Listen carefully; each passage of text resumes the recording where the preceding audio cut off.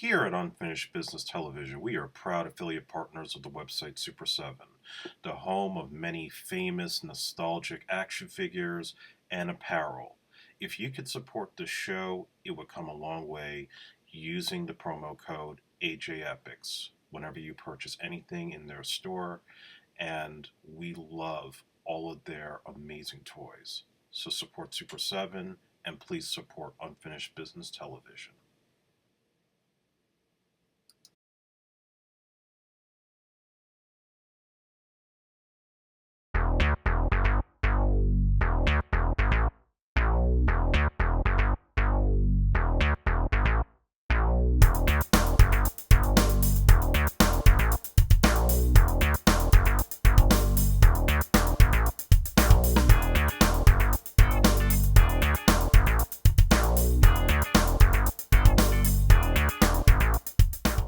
Hey there, folks. It's me, Jeff Galashaw, host of Unfinished Business Television, which you're watching, social media Unfinished B2. Um, this episode is a very special episode where we talk about the recent, I guess you could say, docuseries that Netflix is known to make called Mr. McMahon, based on Vince McMahon and his ever growing empire of the WWE, with his participation up to a point, and then the documentary goes other places. But before we start talking, let's introduce our co-host, the man who loves this stuff, known as wrestling, Andre Joseph of AJ Epics Productions. No chance in hell. Now, here's the weird thing. I'm the one who actually suggested this episode. And it's because I grew up watching wrestling, both NWA, which became WCW, and WWF, or WWE as it is known now. So I love all this classic shit, I guess you could call it, when it comes to wrestling. I love the theatricality. I love almost everything about it. But, the old way it was done, not this new stuff with Generation X or whatever it's called, X Generation. Now I just sound like an old man. But I've always kept an interest, and I feel like this is Netflix version of trying to compete with all these, like, let's say, A&E channel behind the scenes wrestling documentaries, and of course is Vice's Dark Side of the Ring, because they saw, whoa, people still really like hearing about this older stories of wrestlers. So they were like, this is our chance to get in. This is directed by Chris Smith, who also made the documentary Senior, or SR, about Robert Downey Sr. So this is done with more of a skilled eye. This wasn't some run-of-the-mill documentary production. And throughout its interviews with the actual Vince McMahon, as well as his son, his daughter, and plenty of classic wrestling stars. Or as my friend said, this is basically a series where a bunch of assholes talk about a bigger asshole at the center. Where really the only non-asshole involved in this documentary is Mick Foley, because everybody loves Mick Foley. So it's like, that should be a series right there. But it traces his beginning, how it became a business, the steroid scandal, and then once it veers into the sexual assault more scandals, that's where I guess his participation dries up. But ever the businessman, it also shows he has a family, but it's all about business, no matter what. And it was eye-opening to me, because I've always known about Vince McMahon, but I left wrestling like I was a wrestler myself. But soon as really Doink the Clown came in, I stopped watching wrestling, because I was like, now you've got a step too far, McMahon. But here and there, I'd always hear about it from friends, or maybe catch some of it. Never really the events, but seeing just how ridiculous the storylines went with Vince McMahon.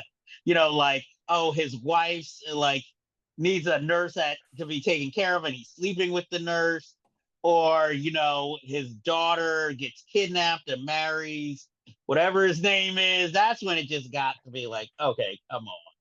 And I mean, it talks about some similar ground that a lot of wrestling fans know, like that infamous Madison Square Garden match right before Kevin Nash and Razor Ramon leave for WCW, and kind of breaks the fourth wall to let the fans know, hey, wrestling is fake. And I think that I wasn't, I left wrestling part of that, but that is why I always feel like wrestling for me is like how maybe adults feel about Santa Claus. Like once it's been proven that, it's not real, I can't look at it the same way or with as much love and wonder as I did. So that's why I particularly stopped watching wrestling, but I still love things like this, the story, the nitty gritty about it.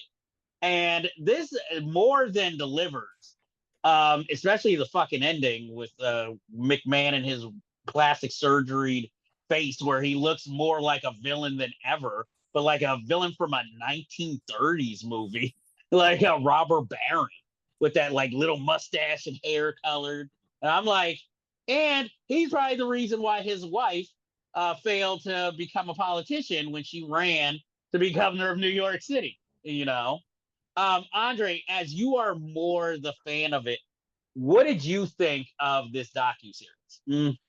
Well, as I mentioned in some of the wrestling related stuff we've talked about, I've been a long time wrestling fan, especially of WWE, and very well aware of Vince McMahon going back to when I was young and only knowing him as an announcer more so than the owner of the company until Stone Cold Steve Austin came along and, Vince and the Montreal screw job, that whole thing that turned him from announcer to the evil boss on television that nobody liked and was making life living hell for all the talents. But it made the company $1 billion, made him a billionaire, and completely changed the face of the business. Some may even say one of the greatest heel wrestlers of all time is Vince McMahon. And when it came to this documentary, I knew it was going to be a big deal because of his participation in it and the fact that it was coming out on the heels of these allegations and then the Janelle Grant lawsuit, which really is what ultimately did him in as one of the main people running the WWE. Personally, it didn't tell me anything that new, only because I've seen like the McMahon documentary that WWE produced back in '06. I've watched Dark Side of Ring. I've watched all these shoot interviews over the years that they told you basically everything you need to know about Vince McMahon. That on one level, he's a genius that forever changed the business, took this Northeast region company, expanded it through cable television, and took a lot of these guys from the territories and made them larger than life, turned them into household names, sold toys, sold video games, sold billions of dollars in merchandise, and forever changed the landscape of wrestling and entertainment as a whole.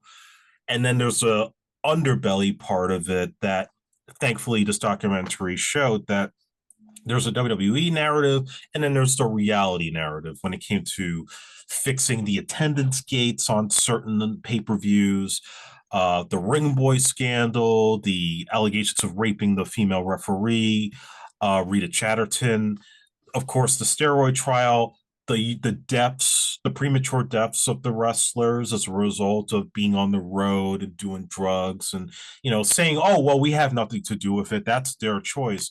But a culture that certainly was accelerating these tragedies and not doing enough, even with wellness programs and all that, that it wasn't enough to stop and mitigate the damage.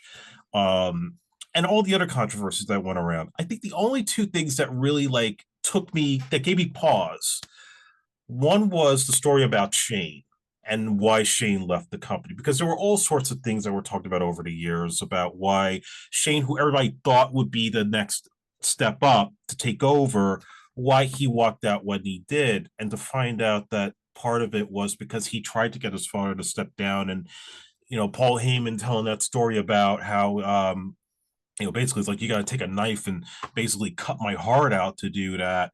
was pretty shocking. And the fact that he wanted to buy UFC and run it as like a separate company and prove that, hey, we got everything we need, we can make this into something. And Vince just shot it down because of his idea that guys like The Undertaker and Austin are like Disney characters, that he wants them to be around for a long time. Whereas UFC guys, you get hurt, that's it. Like, you could have a match, not fight for like a year or so, because the damage you take from a UFC fight is long lasting. So you have that. And then the allegation, they don't get heavy into it, but the allegation that he might have been sexually abused by his mother was something that was news to me. And I know it's been talked about in a couple of shoot interviews, but I didn't know about that. So those were maybe the only two things that really got me like, holy shit, I didn't notice. But everything else I had heard about for a long time. So there was nothing else that really surprised me. I think ultimately they want to say it was a hit piece. I think it was as fair as you could get to show here's the positives of what this guy did. And then there's this other side that's very ugly, very disturbing. And it's basically the buildup to why he ultimately had to go.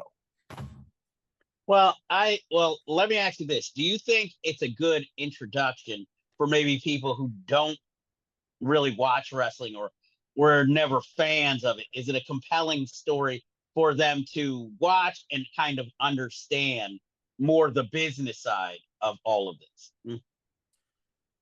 Yeah, I do think if you don't know anything about him from like a like a dummy standpoint, it's a good place to start. Now, I will say still, there's a lot that was still left out, either for Okay. timing reasons or because there were just certain things they didn't really get heavy into, mainly with just certain wrestlers. I mean, there have been other allegations of maybe he might have been sexually inappropriate with certain female wrestlers as well as male wrestlers.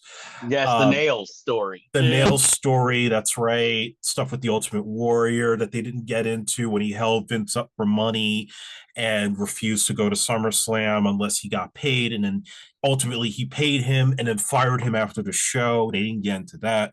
They didn't get into CM Punk. Now, at the time when they did this, CM Punk had not returned to WWE. He was still with AEW.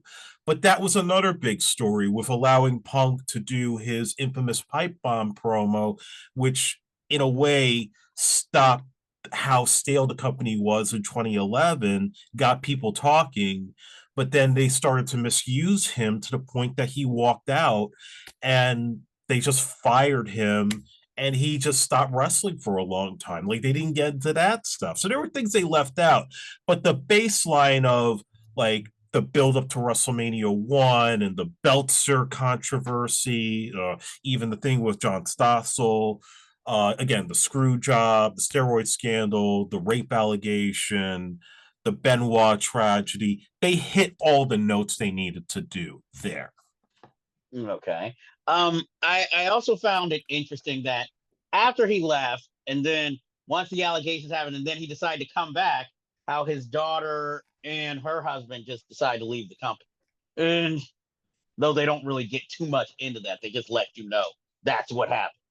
You Well, that's know. another thing they didn't really get deep into, which was when right before the allegations first came out in 2022, Stephanie McMahon stepped away from the company, and they said she was just taking a leave of absence. They didn't explain why. Everybody thought maybe she was just exhausted when it went down to kids. Some say she may have not been well liked by certain people. Nobody really knows. But Stephanie McMahon was groomed to be taking over from her father. They were putting her front and center because he was starting to feel like I'm getting too old and I shouldn't be on TV as much. But yet he didn't want to let go of control of the company.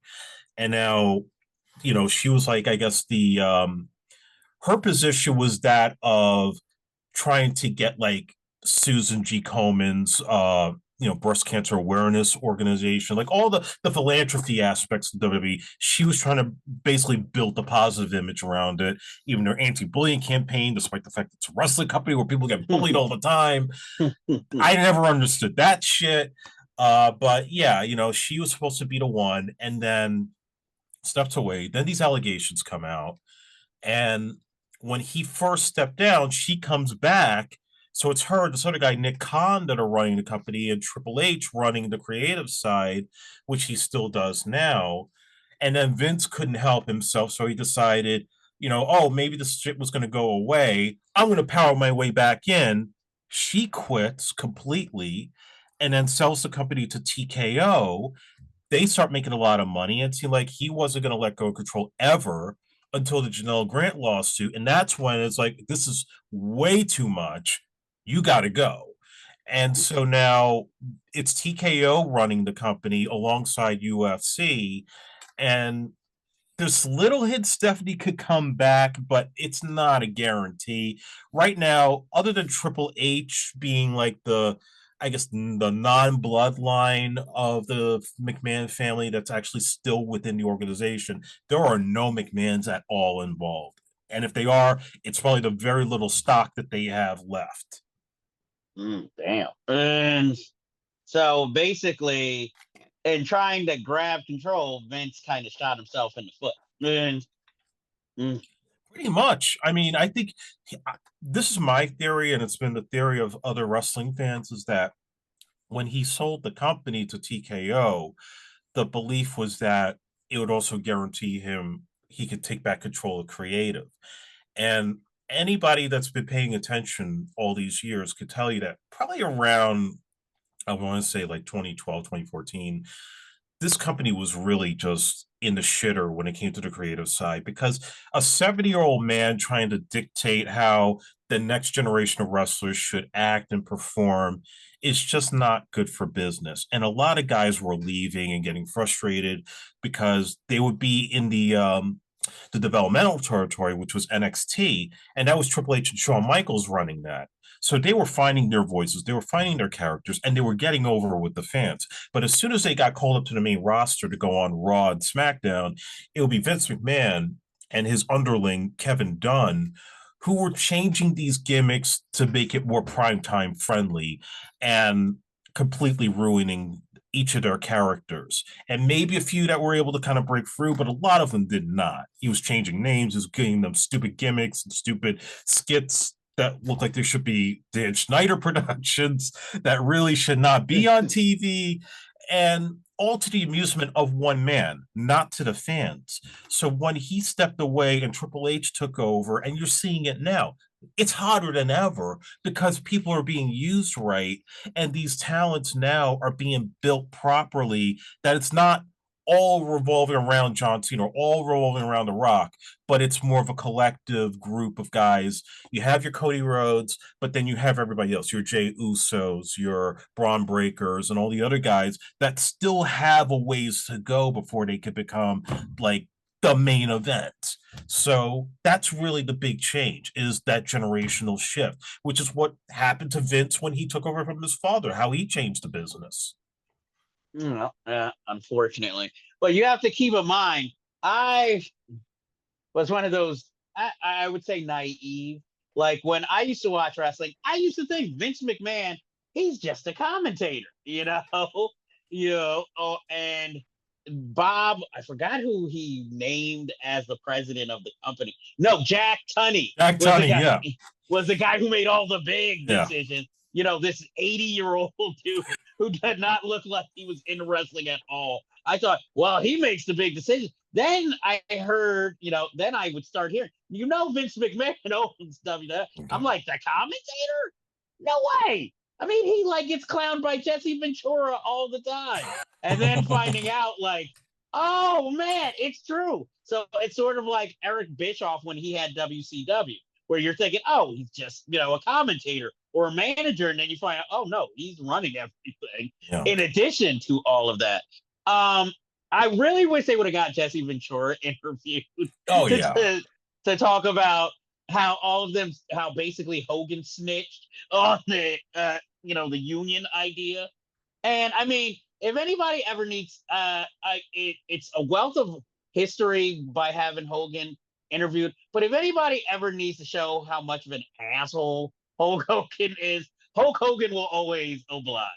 And in this documentary, he goes above and beyond. as always. Yeah, basically the master Mhm. politician who loves to lie his ass off like Donald Trump. That's basically Hulk Hogan now.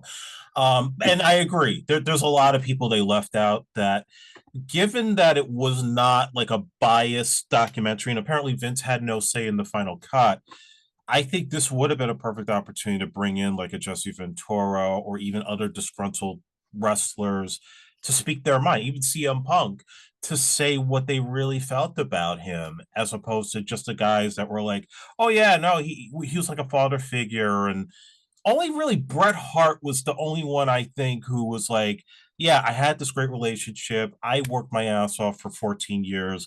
And then this guy decides to screw me over because he thought I was going to leave the company with the belt. And that's a whole other diatribe I could get into, because I am a diehard Bret Hart fan. But what I could definitely say is sometimes when they tell the Montreal screw job story, they don't ever tell the entire story. There's a lot of details that get left out. They just basically say, oh, they just couldn't afford his contract, tried to boot him out, and he was the champ. And apparently, he didn't want to drop the title to Shawn Michaels. So every time he kept refusing, they were like trying to scramble what to do. Oh, let's just basically screw him over in this match, like have him not submit to a submission move, but make it look like that. Just have the bell ring, and all that shit that went down that night. There's a lot more to that story. Well, I guess in watching it, I don't. I think it's a good like again. I didn't know half of these stories, so it's an eye opener, kind of for me. But also some of the stuff I did know, like again, the nails, story, which they don't run. But I feel like this should be like. Remember how when you first had Escaping R. Kelly, and it was just a simple documentary, but then they kept making these sequels where more victims spoke out. I feel like they should, or how they're doing with Diddy right now. I feel like they should do the same thing with Vince McMahon because I feel like they could definitely tap into and tell more untold stories since they don't have the rights to Dark Side of the Ring. Now they can get, survivors of WWE who really want to, I guess, give their assessment of their time with Vince McMahon, give them a time to voice their opinion and stuff. Because I mean, I'll admit, I still watch not only Dark Side of the Ring, but even these little YouTube documentaries about certain wrestlers, like who I didn't even know had died, like Yeah. Big Boss Man and Earthquake. Like hearing their stories is just like so shocking because again, these are people I remember growing up with, watching larger than life heroes, and then finding out either they die tragically or hopefully live to a ripe old age, which is very rare. Like I mean, I'm trying to remember who somebody recent who was like big with WWE. Even when they had a Nazi wrestler in WWE, and Oh, Lowenborg, I think. yeah, like I didn't know about that guy's story. But, I think this is definitely perfect for people who either don't know much or kind of want to know what the hubbub about wrestling, Vince McMahon and WWE is about. It's a good introduction, but like I said, I think it also will leave you kind of wanting to investigate more. Uh, at least, if not about Vince McMahon, just the tragic stories of wrestling and the many who passed through him. Because, like for instance, the Ring Boy story was new to me. I had never heard that story, so that was kind of eye opening.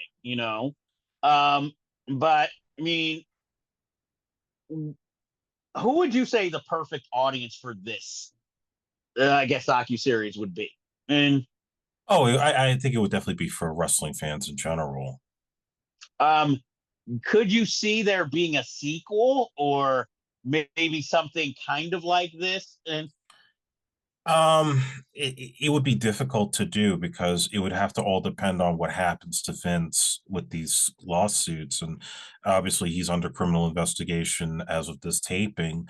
So, I mean, I don't know what else you could say. I mean, like I said, there's a lot that they left out that I feel like the guys doing this documentary really didn't ask all the tougher questions. For example, Macho Man Randy Savage and the circumstances that he left the company. There were rumors. I mean, they always like to say, well, WCW offered him a lot of money and he just decided, WWE was treating me like an old man and he just decided to jump. But there have been these longstanding rumors for years that apparently he tried to make sexual favors to Stephanie McMahon when she was just a teenager, and nobody's ever dispelled that rumor. Not Vince, not Stephanie.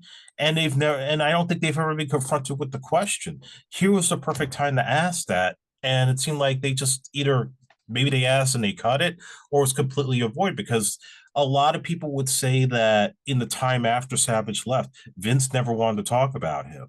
He never wanted to bring up his name or do any kind of documentaries or sell his action figure again after his WCW run ended. Nothing. So there's a lot of holes they don't really fill. And even though you could do a sequel to address all that, it's almost pointless, because then you don't have the guy sitting there for those Yeah, questions that's to be true. answered with all he's going through right now. Now, do you think the director, do you think maybe he was more of an outsider and didn't know to ask those questions? Or was it a choice? And I think they were selective of what they wanted to focus on. I think they wanted to focus on the highlights, and then like maybe the low high points of like the rape allegations and the steroid scandal, all the stuff that's obviously made headlines. It's been talked about recently, but not like the little nuggets of things that we don't talk about as much. Even like the Owen Hart thing was important to talk about, but again, there was a lot more to that story that wasn't addressed. okay. Do you think that was more because they were trying to focus on Vince's story, or the overall narrative of where the documentary was going, or do you think he just didn't want to make it, that detail oriented where we tell every story? Mm. Well, I mean, you heard it right from him in the beginning that he's not really a fan of talking about himself. So if you notice, a lot of it, particularly I think the first two parts, it feels like it's less about Vince and more about like major events that happened in WWE, like when Sergeant Slaughter was an Iraqi sympathizer. I mean, sure, that was Vince doing the booking, but it seemed more focused on the scandal and how that kind of like stopped the WWE's popularity for a bit, or the rise of Austin, the rise of The Rock. It was just focused on like individual wrestlers, less to do with Vince until maybe towards the end. Yeah, because you notice Sergeant Slaughter wasn't interviewed, and for instance, is is Jim Ross still alive? Mm. Mhm.